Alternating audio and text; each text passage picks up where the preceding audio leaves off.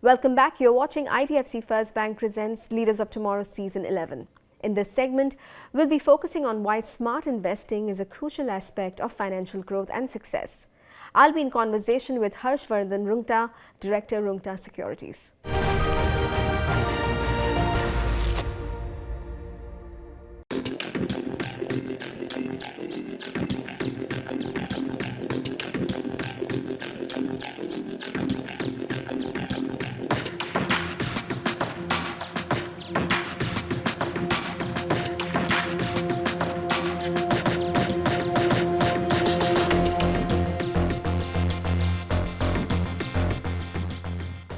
Joining me live right now is Harshvardhan Roongta, Director, Roongta Securities. Thank you so much, Harshvardhan, for joining us today. Well, it's always a pleasure to be on this show, Ritwika. So let's dive straight in, Harshvardhan.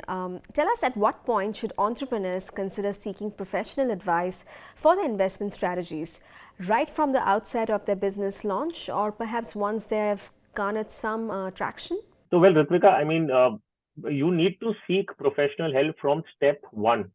Imagine a situation you've gone ahead and done some investments on your own or by hearsay, and you've gone into it for say about 5 years or 10 years. And then you go into seeking professional advice, and there you realize that you've done something wrong over the last 5 years or 10 years. There is a lot that is already lost. So you need to go back. You need to start all over afresh. And when you talk about investing, time is the greater essence to your side, and you already wasted a lot of it. So what I'd recommend, as I said earlier, everybody has their own area of expertise.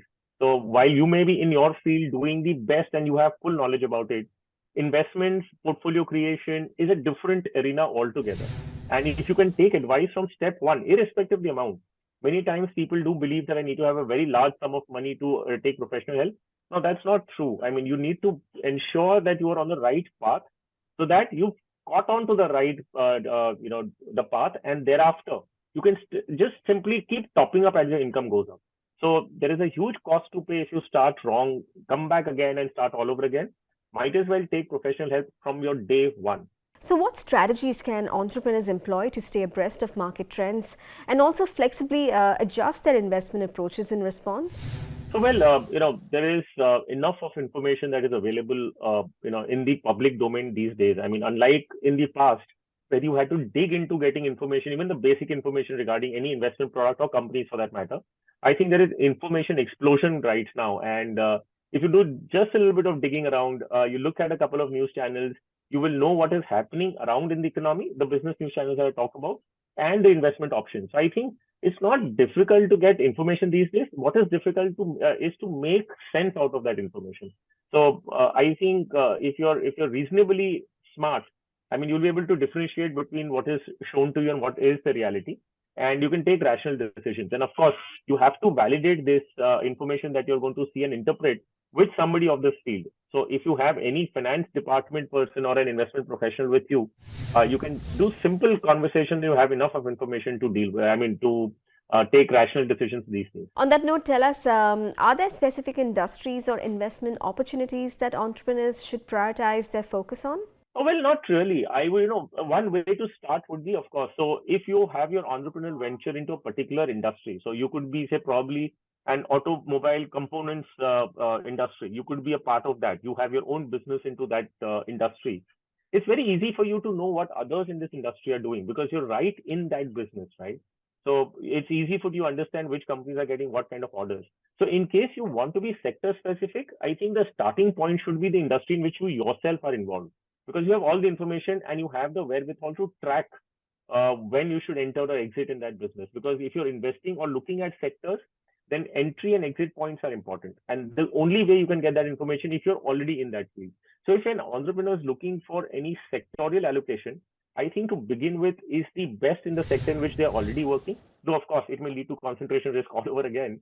However, that's easy for them to track, and that's what I would say. Otherwise, a sector which you can track outside the industry that you work in is also fine. Harshvardhan, tell us, what are some of the prevalent risks that entrepreneurs should have on their radar when delving into investments? Yeah, so this is important actually. So, most of the entrepreneurs will overestimate their cash flows. So I think, the advice that we would give to entrepreneurs, especially the ones who are starting off and they're trying to establish themselves, or they're in the mid-level, path right now. I mean, you need to be very careful about liquidity risk and the sporadic cash flows. So if you're investing into any product which has long-term lock-ins, maybe you would want to consider that, because that is not something that you would want to at this juncture of your career. So be mindful of the liquidity risk of any product, how easy it is for you to liquidate in case of any requirement. And the other part that you need to be careful about is, do not overcommit to any investment, because you would in future, if you have sporadic cash flows, and that could possibly lead to any kind of penalties or losses onto your investment. So as I said earlier, commit a smaller amount so that you have a discipline in investing, and top it up as and when you have surplus cash flows in a given period. How can entrepreneurs then effectively manage risks while maximizing their investment returns? So, Ritvika, the only way to manage risk, okay, so risk could be in any form. So there are different kind of risks. We're talking about inflation risk, we're talking about capital risk, we're talking about volatility, etc. The only way to manage risk is to diversify. I mean, that's the only way you can mitigate risk, and to have an appropriate asset allocation plan. So whenever you create a portfolio, understand that there are some risks which are very specific to a particular industry. So what do? You diversify across different industries. So you're not subjected to a particular movement in a particular sector, so that doesn't impact your entire portfolio. So diversification and asset allocation, these are going to be the basic principles on which you will build your financial plan to manage the risk which you cannot see, or even for those risks that you can see. Are there any tax considerations that entrepreneurs need to take into account while making investment decisions? So in fact, we've always maintained that in case you're building an investment portfolio, look at the merit of a product. So you have a product, just evaluate it independently. Would you invest in this product because it solves a certain problem of yours? It helps you achieve certain goals in the future. Do not confuse or get distracted with tax benefits. I'll give you an example. Now, many people, hypothetically would have invested into real estate considering certain tax benefits that are available. So you take a house on a loan, and you assume that you will get a tax benefit on the interest that you pay under Section 24, and you will get other tax benefits. And this is like probably a 20-year loan that you've taken, and you invested in a property. What if a situation such arises, and it's very much possible that all the tax exemptions that you're seeing, that you get into the old tax regime versus the new tax regime, the new tax regime becomes by default and becomes mandatory, and all the tax exemptions are taken away. You're stuck with this loan for 20 years, and all the tax exemptions because of which you took this loan is taken away. So what you should do while considering an investment is purely look at the merit of that product.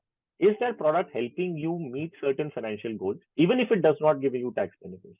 If the answer is yes, then you invest in it. And if that product comes with certain tax benefits, it's an added advantage. So where your focus is, how would you look at that product independently? If it solves your problem, whether or not you get tax benefits, you invest in that. Do not get distracted by side benefits that you get with your investment, such as tax benefits. Finally, tell us what are some of your big ideas for New India as far as the investment landscape is concerned, or maybe in fact just that one big idea that will have a profound impact on the investment industry in India. Okay, so it's very, very clear. I mean, we talk about equity being a good asset class over long term, right? So it creates wealth if you've been invested. There is going to be intermittent volatility, but you need to stick around, you need to be invested, and then you will certainly make money. Now the question arises that you don't simply make money by staying longer if the underlying economy is not progressing. So say for example, you say that I'm in a country which is going through certain problems of their own. There is no economic development there. Can you just invest for 20 years over there and make money? No, you will not. You need to be in a country which is growing, financially, economically. Now, if you're a part of that country and you're making investments, then over long term, you will certainly make money. So you should be thankful, and we all should, in fact, be thankful that we are in that decade, in that golden decade in India, where we have an opportunity for growth. We have the mindset, we have the knowledge to invest. All we need to do is control our behavior. So if we believe in the India growth story and you want to be a part of it, there is no other way but to participate in the equity culture, because that's what economy is made of. So do invest in Indian growth story if you believe in it. Stick around. So second rule is going to be that it's not going to be an easy ride only one way. You need to be sticking around. You need to have the conviction and the perseverance and the discipline. You will certainly make money over the period of 8 to 10 years minimum if the underlying economy is growing, which India looks like doing that. So India shining, come be a part of it. Well, it was great chatting with you, Harshvardhan. Thank you so much for joining us today. And with that, it's a wrap on this edition of IDFC First Bank Presents Leaders of Tomorrow Season 11. We hope you enjoyed the conversations. Thank you and goodbye.